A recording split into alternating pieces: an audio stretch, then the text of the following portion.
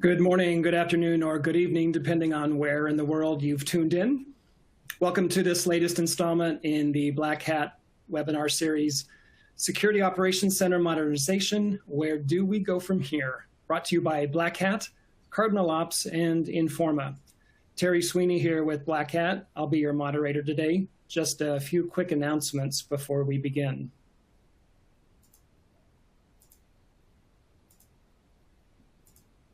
This webinar is designed to be interactive between you and the presenters. We strongly encourage participation and are happy to take your questions and comments. After today's speakers finish, they'll be answering questions. You know the drill. Type your questions into that Ask a Question text box on the bottom of the left of the console. We'll answer as many questions as time permits at the end of the program. Later on, we'll also be asking for your feedback about the event. You also know that slides will advance automatically throughout today's webinar. A PDF copy of the presentation can also be downloaded from that resource box at the bottom of the console. We recommend you disable your pop-up blockers. If the slides aren't advancing, try using that F5 key on your keyboard to refresh the console. If you're experiencing any technical problems, please visit our webinar help guide by clicking on the help question mark icon on the bottom right of the screen. So now on to the presentation for today, SOC Modernization, Where Do We Go From Here? Discussing today's topic will be Phil Naray, Vice President of Cyber Defense Strategy at Cardinal Ops. Joining Phil today is Dr. Anton Chuvakin, Security Advisor and CISO for Google Cloud. Gentlemen, take us away. Okay, thanks, Terry. Hi, this is Phil Naray. And we have an interesting agenda here for you. Hopefully you will get value from it in terms of both strategic and tactical planning. Just a few words about Anton. He has been at Google Chronicle since the acquisition of Chronicle. He, before that, was an analyst at Gartner, where he was very involved with some of the early log management SIM, and he's coined the term EDR. So he's been around for a while. And I'm Phil Naray. I've worked at a bunch of big companies, Microsoft Security, IBM Security, and Symantec, but also a bunch of startups. So we broke the agenda down into three places. The first one, everyone talks about automation, but what about human creativity? How do you balance those two things? Anton's going to take that one. I'm going to talk about how you can take MITRE ATT&CK, and instead of using it reactively or as a research tool, how you can proactively design and tune your controls to be ready for the adversary techniques most likely to impact your organization. And I'm going to do a quick demo, and then we're going to hand it back to Anton, who's going to talk about how the cloud changes everything, especially when it comes to data science and analytics. Just two slides as an intro to Anton. I mean, we hear a lot about AI. We know that AI and machine learning can be transformational. But part of the first part of this presentation by Anton is going to be, it's not the answer to everything. That's what we're going to discuss. And then this interesting report that came out of SANS recently, and it's interesting that it says inside the minds and methods of modern adversaries, right? Because we're dealing with real people as our adversaries. And so understanding how they think and how they plan their attacks is just as useful as understanding their methods. And that's why the mind part of things is important. Okay, on to you, Anton. Sure. So this is kind of not so much about AI per se, but it's kind of about one of the conundrum I've encountered when I started looking at security operations back in my analyst days, back in the Gartner days. So one thing that came up quite a few times when people improve their security operations centers or detection and response practices is, well, I need to automate, I need to build playbooks, I need to build rules, I need to grow my maturity, I need to build a consistent process. And this is really good. But where do hunting and human creativity play? Aren't they not rigorous? So this is like, let's think about this question while we start going through a few of the discussion points. So this is a reminder, which frankly I've carried from slide deck to slide deck, and the definition of SOC goes back to my Gartner days. But the key point to remember here is that when we say SOC, we do mean team, process, and technology, people, process, tech combo. That's why, as some of you know, I'm quite allergic to people saying SOC as a service, because ultimately, if you use an MDR or an MSSP, you still need to have some resources, some humans, some people on your side, and of course there are humans on their side as well. So the reason I'm highlighting this is that when we think of SOC, and whether it's in the automation context, so technology and process, there is still that team/people angle that comes up only all of the time. And presumably that means, of course, that people follow the processes and they do stuff, but there's also an aspect of SOC that is occasionally forgotten by people who double down, triple down on the let's improve rigorous processes, let's build playbooks, let's automate everything. Ultimately, we win, we in this case, the blue team, the defender, wins when the attacker loses. We don't win when we improve process adherence or compliance or follow the framework or do anything of that sort. Ultimately, we win when the attacker loses, or when the attacker doesn't win, if you want to be more mellow about it. So the idea is that how do we institute consistent and rigorous processes so that we can, defend the organization despite the changes, and make use of the fact that we have creative humans that are quite mandatory. Because frankly, if your humans in a SOC aren't very creative, they perhaps can be replaced by machines. And in this case, your SOC would really be quite bad, because at this point, the whole autonomous SOC is, of course, a complete myth. You can't have a SOC. You can't have SOC without humans. Here at Google, we absolutely have people in the SOC, and in our detection response teams, we don't say SOC. But the idea is that humans are quite central to this, and humans are creative. Yet, we're supposed to build the rigorous process. How does it work? How is this human angle matches the technical consistency and sort of like automation-like properties? So this came out. This whole agonizing thinking and analysis comes from when we were working with Deloitte on a paper focused on SOC improvements. And at some point in this process, we realized, combining our experiences observing SOCs and dealing with SOCs, is that you have to have a solid, rigorous procedural foundation, and you also have to be creative. And a lot of us looked at each other and thought, that's a contradiction. Wait a second. If I'm going to write code to make hard decisions, like hard-coded decisions in the rules, and even if I use ML, ultimately the models would still follow certain logic. So it sounds like we're going to just don't go down the rigorous path. But then in the next sentence, we say, threat hunting, you need to be creative, you need to have humans, attackers are being creative, you have to out-creative them sometimes. So this whole thing kind of exploded our brains a little bit, and our thinking really turned to, wait a second, how do we do that? How do we leverage creativity, which implies that it's ad hoc and kind of maybe non-linear, and have rigorous process? So we felt, and we still feel, that we sort of cracked this nut. And if you want more details, there's a Google and Deloitte paper on SOC processes, which is actually called Future of SOC, Process Consistency and Creativity, a Delicate Balance. And this is really the magic is in this one line. How do you balance this? So what we thought about is we have to start with consistency. And I'm sorry, people who want to have awesome ninjas thrown at the SOC problem, hire the best people they have and throw them at the problem, ultimately may not be wrong, but you will have to build on consistency. You have to think of, okay, so what are the response procedures? This is the use case. This is how the rules are created. This is the feedback loop. This is how we respond to the signal. This is when we escalate. So consistency is absolutely a must. But if you then crank the wheel many, many times to make the process even more consistent, you'd get at the point where your SOC workflows and tasks and processes and procedures are like too rigorous, and you start highlighting the fact that you're repeatable, you're consistent, you're measurable, and then you lose. because the attacker either explicitly discovers this or simply is just better than the best of your process. And how do you beat that? You inject your creativity. So in that sense, you build on consistency. We are not trying to say start with creativity.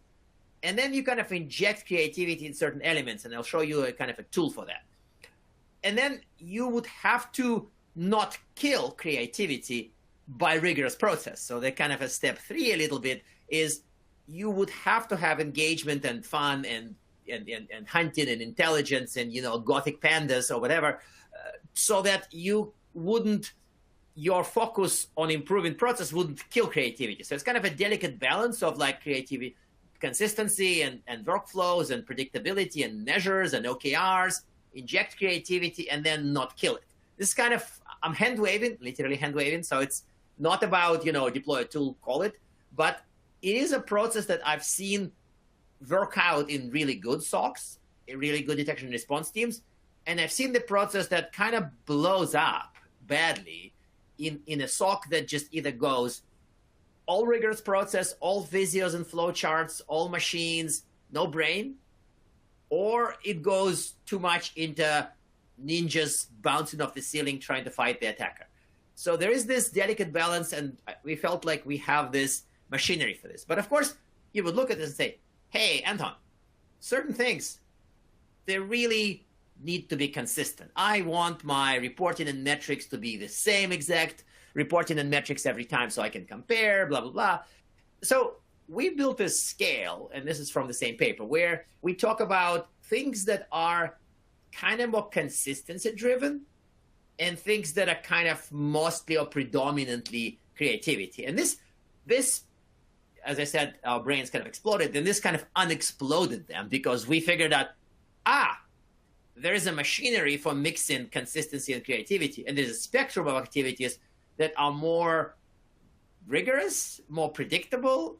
Sure, I want my attack types or threat actor types or threat actor intentions or some kind of timing reports to be consistent so I can compare to last year. I can see where the gaps are. But I don't want my hunting to be by the book, because if my hunting is by the book, then it's called detection engineering. It's called alert creation. My hunting is inherently ad hoc, and I think about threats, I threat model, I analyze, I try to think like an attacker, a beaten cliche, but ultimately that's a creative process. And then I do things like that. And then even some of the automation activities, if you follow more of an agile process for building your detection and response, when you are in the kind of DevOps or SRE type thinking, the site reliability engineering thinking for this, even your detection engineering is injected with creativity. It's not all flowcharts and visuals until the end.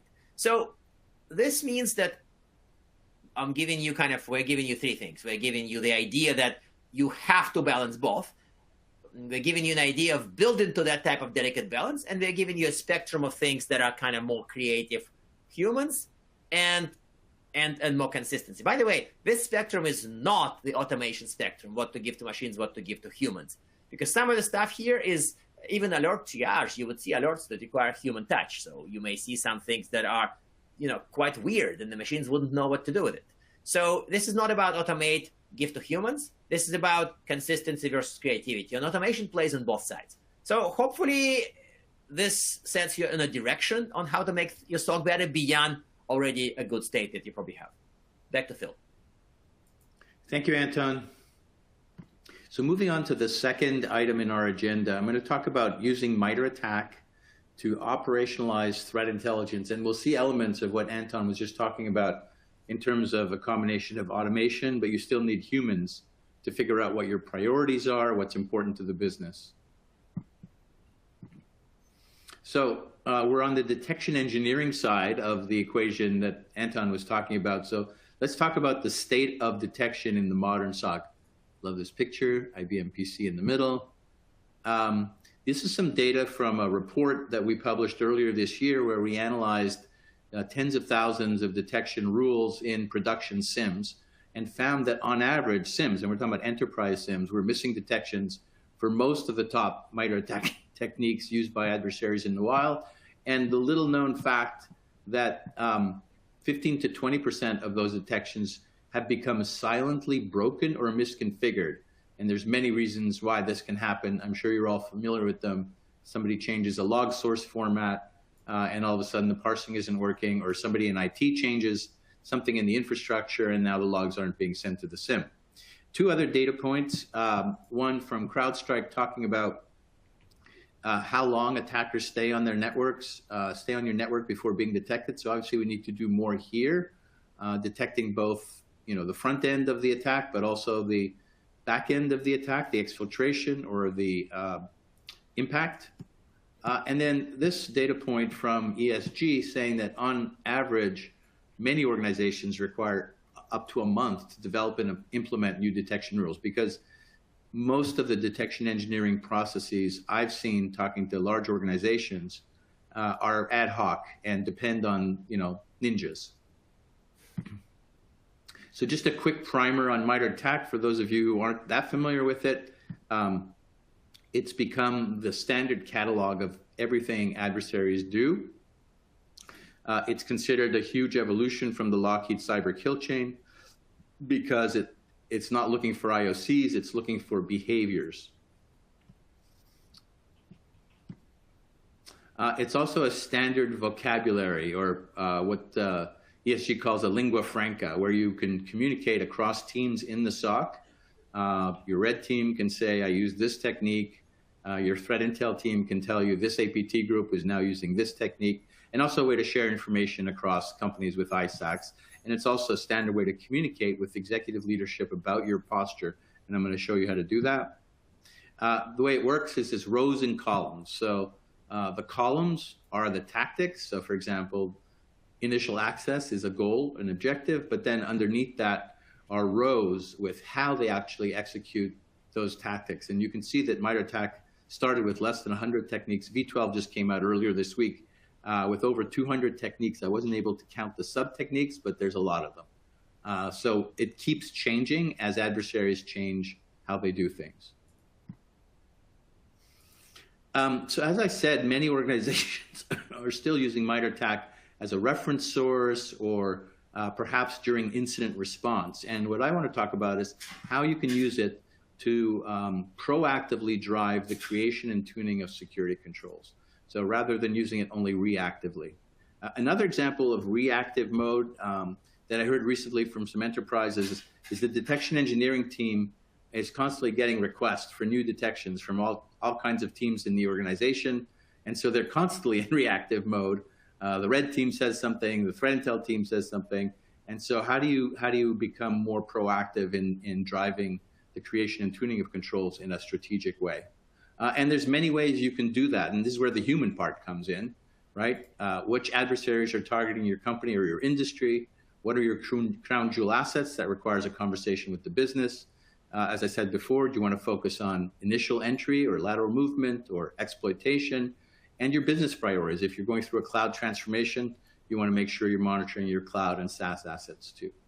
So humans are definitely required here. So some of the challenges we've found in continuously measuring and improving detection posture to reduce risk are we missing detections or telemetry for the techniques most relevant to our organization? How do we report on our detection posture to management and the board using standard metrics? Do we have any detection rules that have become noisy or silently broken over time? That also creates gaps for attackers. How do we prioritize development of new detections and onboarding of new log sources to match the business's priorities? And then a cost savings one, right? As people start looking at ways to use the cloud and platforms like Google Chronicle to move high volume log sources from their SIM instance, our system can give those recommendations, and we're going to talk about that. So I'm going to share my screen now and do a quick demo.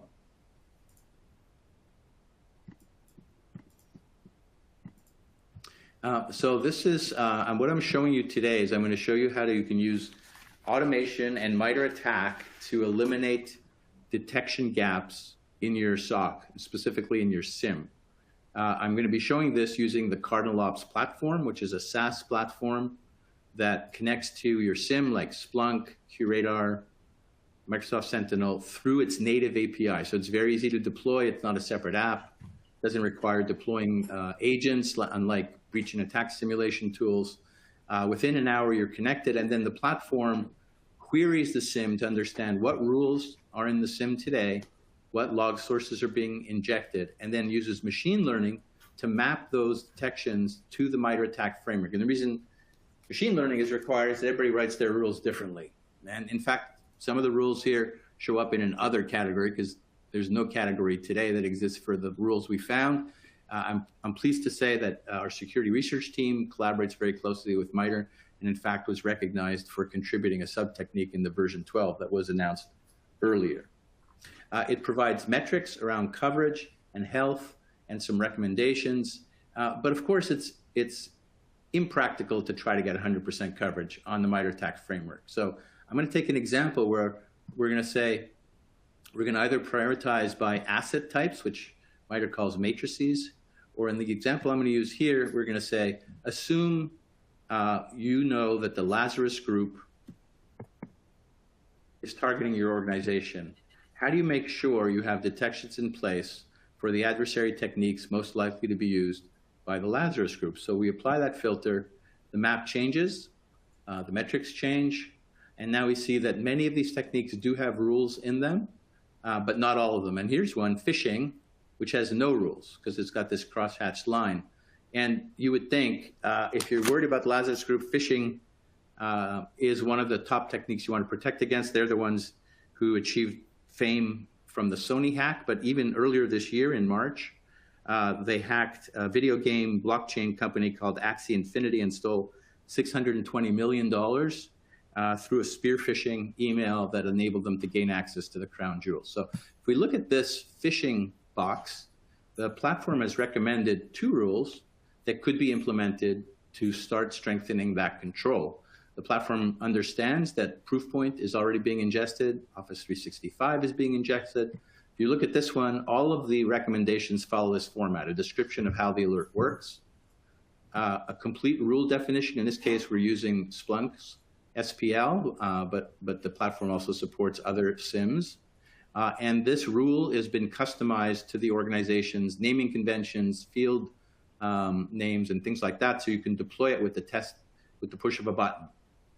Similarly here, there's one using Office 365, full definition of the rule, also telling you which MITRE ATT&CK techniques and APT groups will be covered once you implement that rule. So I've given an example of how you can use MITRE ATT&CK to identify missing rules that lead to risk based on techniques most relevant to your organization. I'm going to give 2 other examples. One has to do with noisy rules.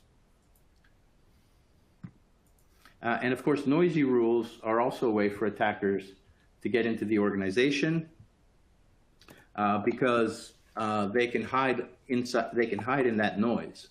And in fact, your red team may also use similar techniques if they know that the SOC continuously ignores certain alerts. They're going to try to use one of those techniques. So this is an example where in Office 365, there's something called e-discovery. It's a legitimate function, but you want to know if someone is using it maliciously, for example, to search for intellectual property or merger and acquisition information.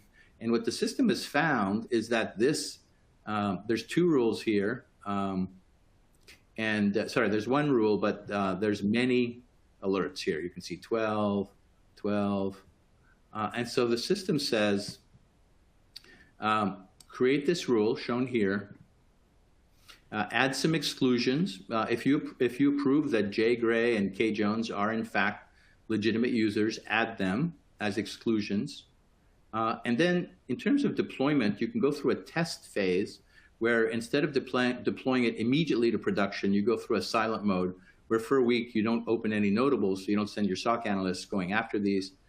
Instead, you send an email to a team to review the alerts and make sure they're okay.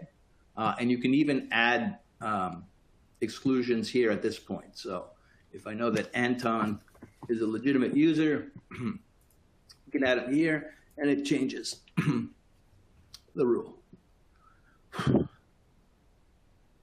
So that's a noisy rule. Take a drink. The third example is a broken rule. And for that one, I'm going to look at a simple example. As we talked about before, there are many ways rules can become broken over time, but I'm going to pick a very simple example. Where you've got a number of rules using a regular expression. And Anton's talked about in his blog post how teams like to use regular expressions because it gives them very precise control over what's being looked for. In this case, there's a regular expression that's being used to look for information, the account name from the Windows event log, but there's a typo in this rule. And the recommendation is to change that to this. The system then tells you that if you fix this one regex, you will fix 3 different rules and strengthen all of these tactics and techniques. And then you can go back and say, had this rule been properly implemented in my SIM over the past 90 days, how many times would it have fired? And this is a lightweight form of threat hunting, but also a way to check to make sure once you deploy this update to the regular expression, you're not going to get a noisy rule. So in summary, I've shown you how you can use automation and MITRE ATT&CK to identify detection coverage gaps in your SIM with examples of missing rules, broken rules, and noisy rules. I'm going to head back to the PowerPoint presentation.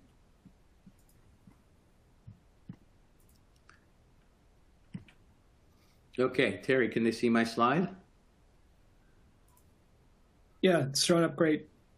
Thank you. So, so essentially what I showed you, what I'm showing here is why this needs to be a continuous process. It's not a one-time assessment that you can hire a consulting firm to come in and do, because as we said, the MITRE framework is constantly being expanded. Your attackers are constantly changing their tactics and techniques. Your business is constantly changing its priorities. So it is a continuous process that you want to do on a continuous basis to continuously analyze your SIM and make sure it's delivering as much value as it can. I've included some links here. Some of these assets are actually included in the portal, the On24 portal, if you want to get them. This one has been very popular, top 10 ways SIM rules silently break. Our security research team worked with us to come up with this. Obviously, you can fix them yourself, or you can use a platform to fix them. But it's an interesting set of best practices. Also, the 2022 report that I talked about has Dr. Anton's best practice recommendations for detection engineering. So I hope you'll enjoy that one. And now back to Anton. So I wanted to go and talk about slightly different angle, which is connected to what we discussed, but is still at a bit of an orthogonal angle to this. So when we talk about, say, security information event management, SIM, we talk about playbooks, we talk about automation. I mentioned in my section about consistency and creativity that you're likely doing detections for SIM. And then Phil, of course, covered how you understand and analyze coverage, how you find gaps. So this implies there is a tool set that you use in your SOC, and it implies that this tool set, delivers some of the benefits. Now, would it still deliver the benefits if you are growing the environment, if you're evolving, if business changes rapidly? So to me, in many cases, the answer is, well, still the answer is yes, but when the organization moves to the cloud, moves into at a rapid pace sometimes, things do change. Now, as a funny aside, we recently did a survey about how people approach cloud in their security operations teams, and there was a sizable percentage. We haven't released the survey yet, so I don't have the data in front of me, but a sizable percentage of people who deal with security operations claimed that their approach for cloud is exactly the approach we used on premise, which made me, frankly, really nervous. Because in some cases, cloud is a different detection subject.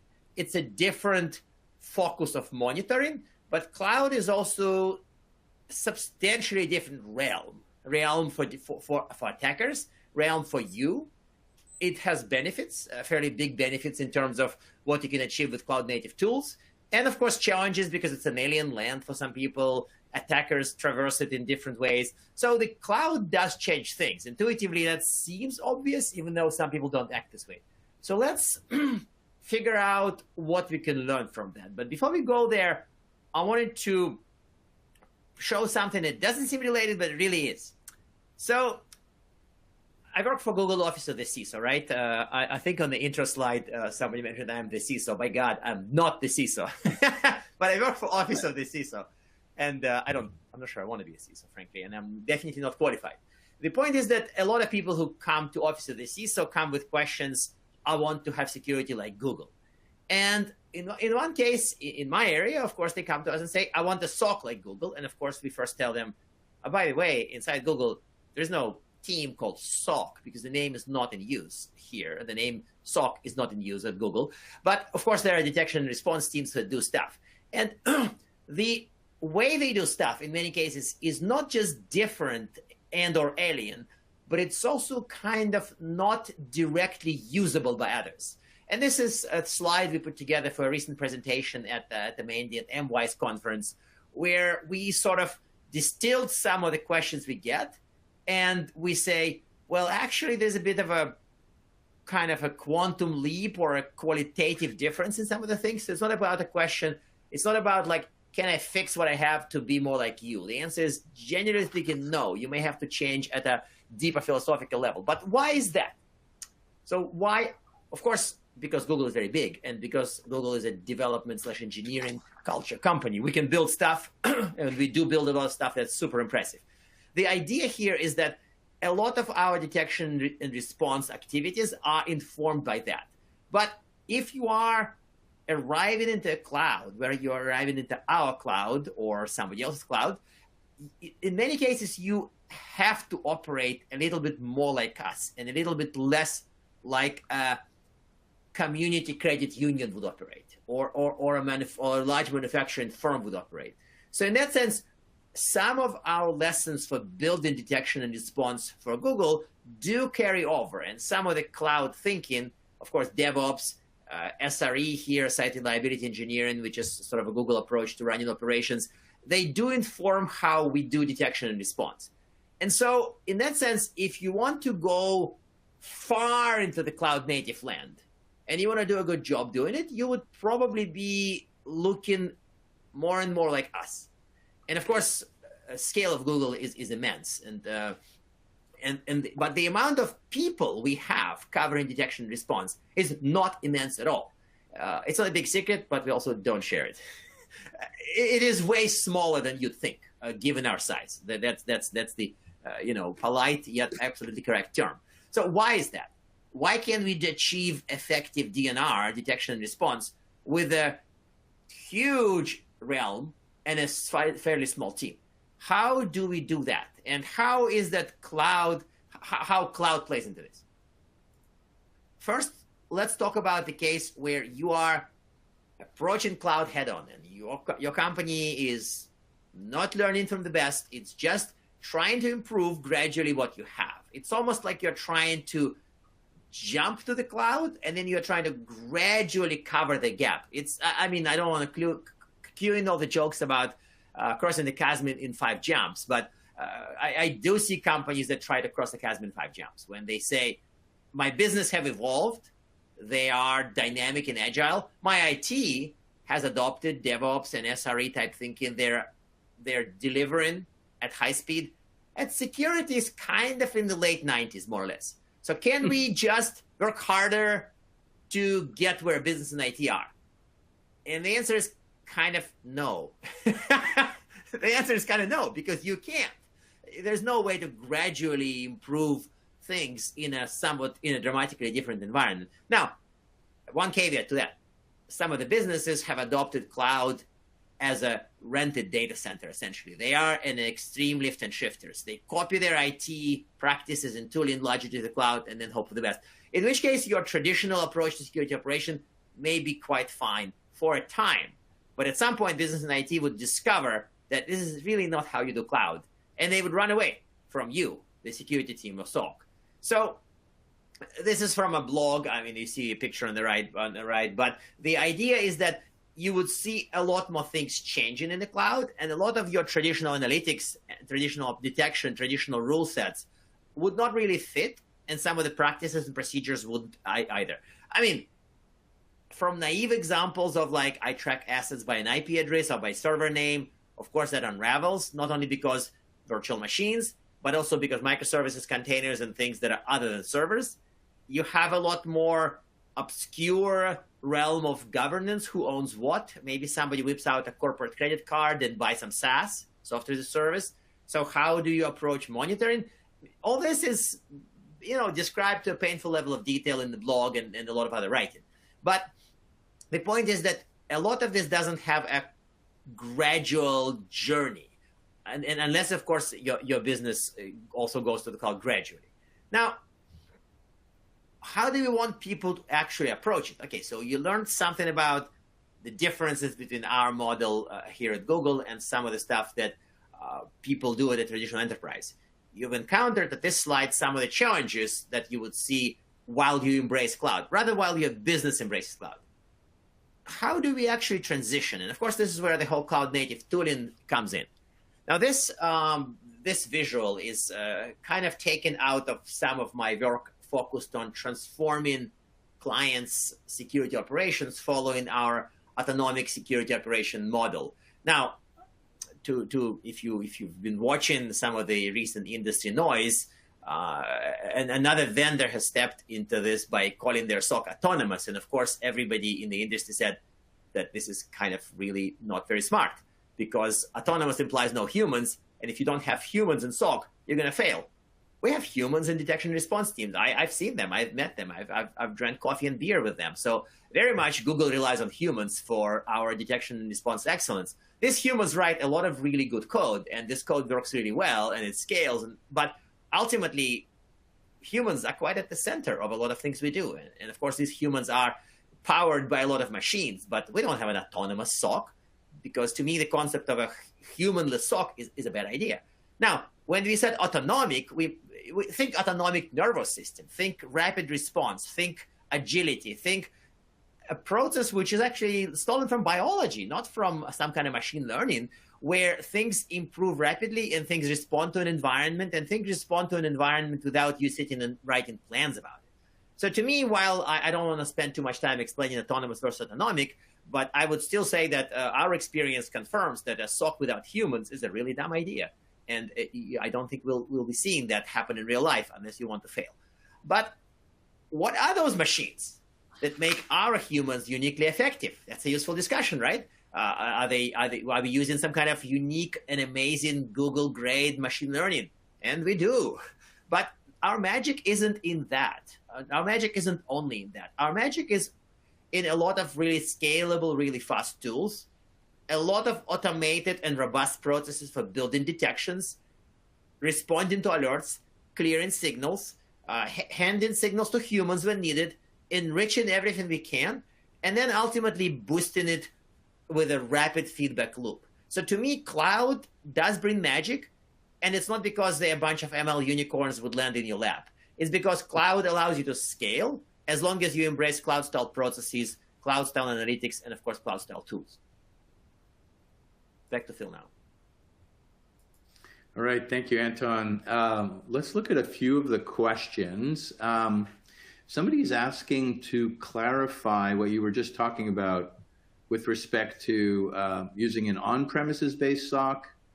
Should you use an on-premises based SOC to bring in cloud monitoring information, or should you be pushing more SOC functions to the cloud? What are your thoughts?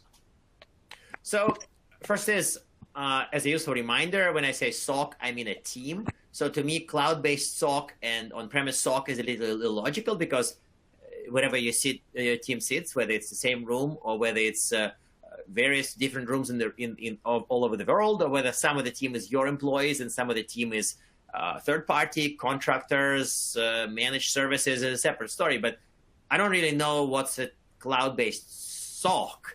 But I do say that you have cloud-based tooling, cloud backended SIEMs, cloud backended SOAR, and of course I have cloud-style practices in my SOC. So to me, it's not splitting hairs, because ultimately SOC is a group of people. a detection response team or something. So, but with this out of the way, I'll interpret the question as, if I have tools like SIEM, like EDR, that are anchored on premise in a data center, and should I use them to monitor cloud environments? And while you expect me to say no, the answer is slightly more different. When I was at Gartner, I did write a paper on the security architecture focused on cloud monitoring. And the first choice we described in this architecture was using my traditional tools, SIEM, EDR, NDR, to monitor cloud. This was a very popular choice when people had a traditional SIEM, traditional Splunk, QRadar, whatever else deployed in their data centers, and they would put cloud telemetry in that tool and would have a good time. Now, the paper was written in 2013. So in 2013, this idea was actually a decent idea. The reason why it was a decent idea was because the scale of cloud use was smaller. So a lot of people were just exploring cloud. A lot of cloud native tools weren't that good. Some of them weren't even born. Think of Chronicle, think of Sentinel. These tools launched in 2019, and we are talking 2013. So at the same time, if your company today is slowly moving to the cloud, some lift and shift, some experimental areas, I think it's perfectly fine to use your on-premise tool to monitor cloud. Now, perfectly fine is a little generous. So you would not necessarily have a bad time with a more on-premise anchored tool or a on-premise tool deployed inside infrastructure as a service, but you will start seeing more and more of these things. You may still see a lot of things where the tool relies on IP-based assets, or tools that assumes that the asset owner or physical location of an asset needs to be there in a model, or other things. So you would start seeing more and more things that break because the tool just doesn't fit. Is it a decent starting point for those who slowly move to cloud? Yes. Is this the starting point only and not a steady state? Also, yes. You would probably not survive on an on-premise SIEM if your organization, your business, pushes hard on the cloud. In 2 or 3 years, it would start really breaking, and at some point it would just break. Or you'd be paying too much for very subpar results.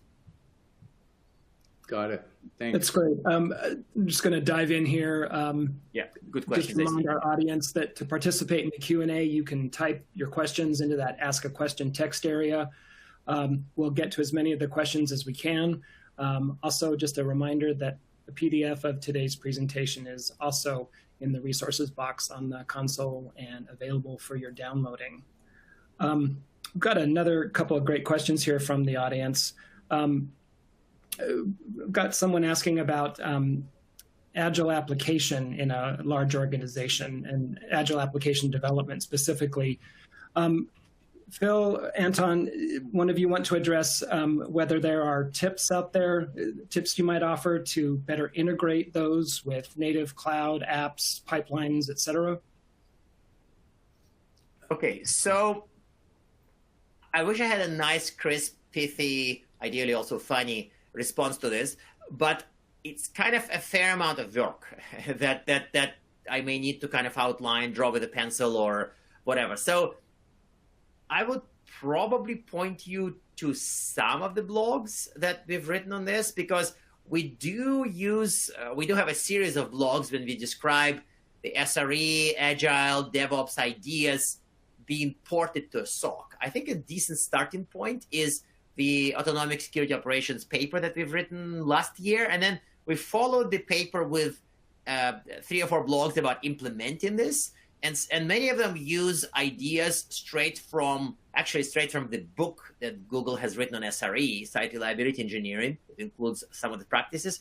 And then we kind of pilfered and adapted some of the ideas for security operations. It may apply to dealing with alerts, dealing with building the detection logic, with other things, with deploying things. So I would probably refer you to the paper and to a few blogs we've written, because this is a really good question. It's just I'm not doing it justice by trying to answer on air. Fair enough. Thank you, Anton. Phil, a question for you. Many SIEMs come with out-of-the-box detections. Was the demo that you showed only for those detections, or would custom rules be covered as well? Yeah, so research from ESG shows that most organizations build their own custom detections. The majority of them do, because bringing in out-of-the-box detections from the vendor's SIM platform those detections tend to be very generic and require a lot of customization to the environment of your particular environment. So the demo I showed was for both custom and out-of-the-box detections.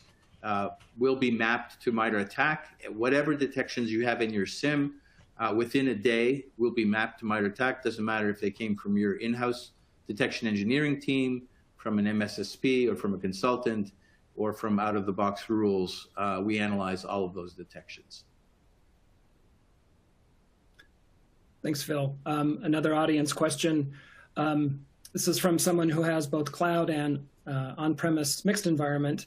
Their question is, do you think installing user behavior analysis agent on the laptop makes sense, such that you get more chance to catch the bad actor in case there are some event sources or toolings that they weren't aware of? Any suggestions here, Phil or Anton? You want to take a crack at this?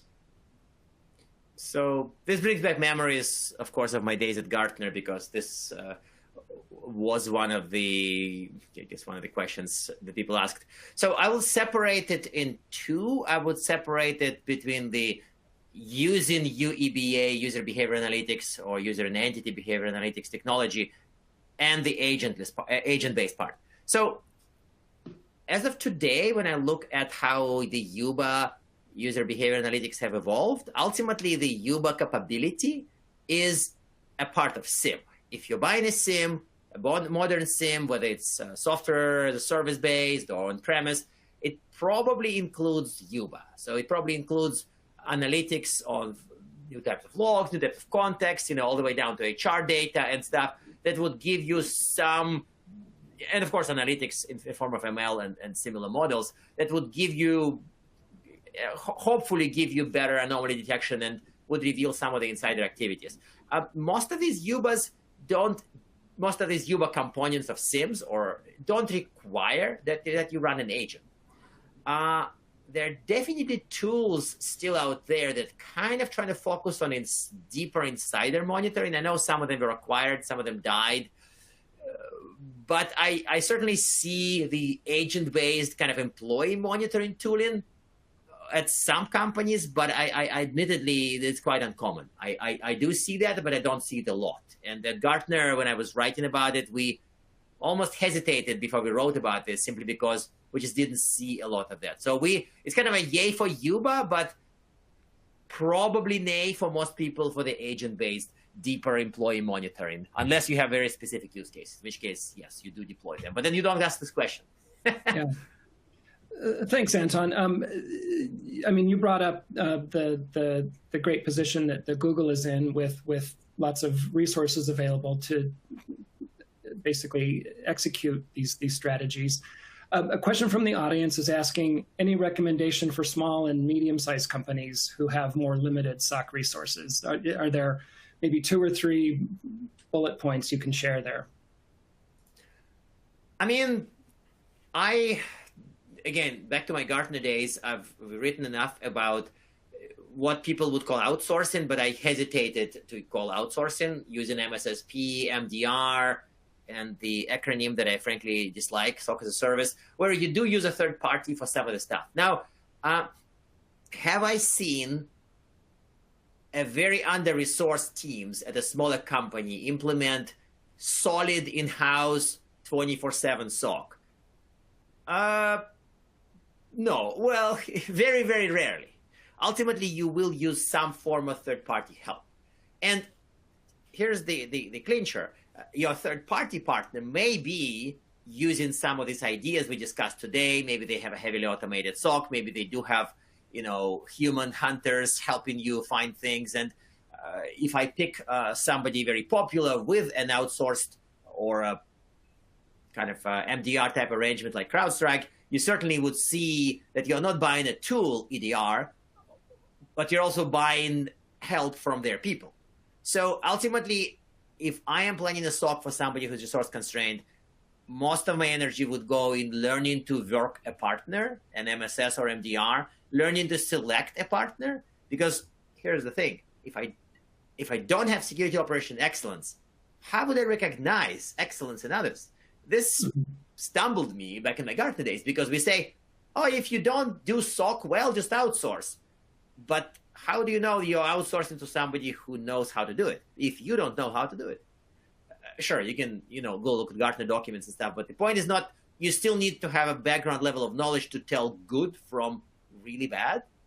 And so I would focus on learning that, understanding how MSS MDR function, what you can get, what are the realistic expectations, how to work with them. I sort of jokingly called it joint ops, as opposed to outsourcing, jointly operating with them, as opposed to, here's money, give me security. Well, that really doesn't fit. So some of the MSS MDRs may well be using practices like this. I've worked with Sideris, which now merged with Hergius Group, and they're certainly big fans of this type of approaches. And again, that's not an ad for Sideris. This is just a point that there are MSS MDR providers who follow this type of modern, rapidly improving detection methodologies.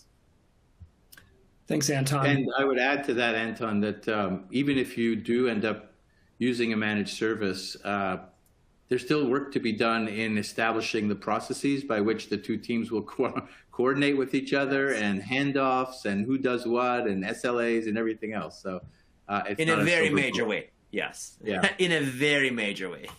Yeah. Absolutely. Phil, another SIEM-related question for you. With the rise of SOAR, XDR, and other tools, do you still see the SIEM as the main engine or operating system of the SOC? For many organizations, they've invested years of resources, time, dollars, building up the SIEM in their SOC. Many of them have migrated to cloud-based SIEMs to address some of the scalability issues that Anton was talking about. So it is still seen as the central point where you send everything in terms of alerts and sometimes log sources. But we are also seeing side-by-side implementations where you might choose to send a high-volume log sources like DNS logs to a cloud-based data lake or security log system to save money and to optimize how you're using those logs. Curious to hear what Anton thinks about that.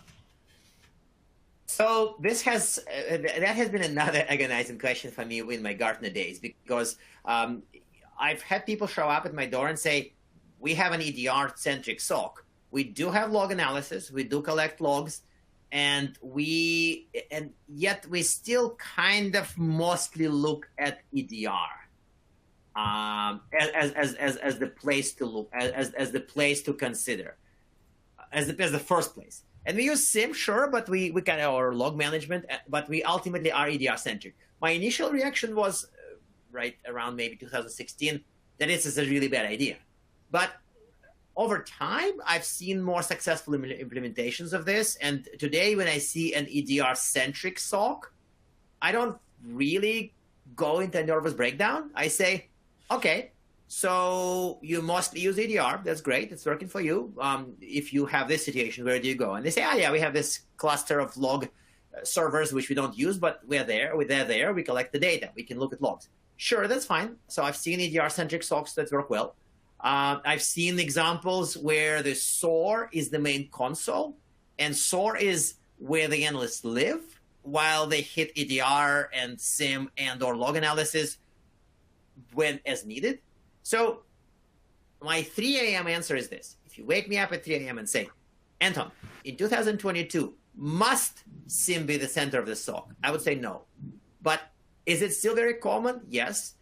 Do I feel that log analysis is going to become more important in the future, while EDR, namely the endpoint-centric, perhaps will become less important in the cloud? Yes, that's also possible, because, hey, if there's no endpoint, where do you EDR? But all this aside is nuance. The principal point is that SIEM does not have to be the center of the SOC, but it's still a very common center of the SOC. Got it. I agree. We have another audience question. Do you think that the SOC includes development resources or should include development resources, or is it better intended for investigatory functions or something else? So this is another good one that we deal with in our autonomic security operations paper and resources. We typically, I prefer to see SOC as not just detection, not just the analysts who look at the alerts, but also people who actually make the alerts happen. This is kind of a common view. And actually, the secret reason why Google does not use the word SOC is because early on, people assumed that SOC means people staring at the screens. And in our case, people don't really, we don't have people who just stare at screens. People who have developed detections and deal with signals. So in that sense, yet at the same time, I like to think of SOC as SOC inclusive of detection engineering, alert, and some of the intelligence. Definitely not including IR, definitely not including more heavy threat research. But to me, SOC is not just a room of analysts, but it's also the infrastructure that makes the analysts see signals, deal with signals, escalate. But you absolutely see people who prefer the narrow SOC definition, where SOC is only the big screens, expensive chairs, humans sitting at the chairs watching the screens. In this case, they don't include dev resources, and then they would have a SOC, and they would have some form of detection engineering, content authoring, whatever they call it, as a peer team. That's a fine model. When I think, again, my 3 a.m. answer, if you wake me up and say, how would I improve SOC? I would give an answer that does not just focuses on people watching the screens, but also focuses on people who make the signals appear on screens. Yeah, hopefully it wasn't too fuzzy. Anton, we have another audience member responding to your comments about EDR. Do you think SOCs should migrate to be more identity-centric as customers migrate to the cloud and SaaS services? Yes, that one is almost like I don't want to call it painfully obvious, but it's it's kind of painfully obvious, yeah. So yeah, yes, absolutely, and that's why I'm not a rabid EDR fan, as people expect me to be for having coined the term. I do live in an environment where I can see clients who don't have any E. Their workstations are Chromebooks, no EDR there. Their servers are cloud services, microservices, containers.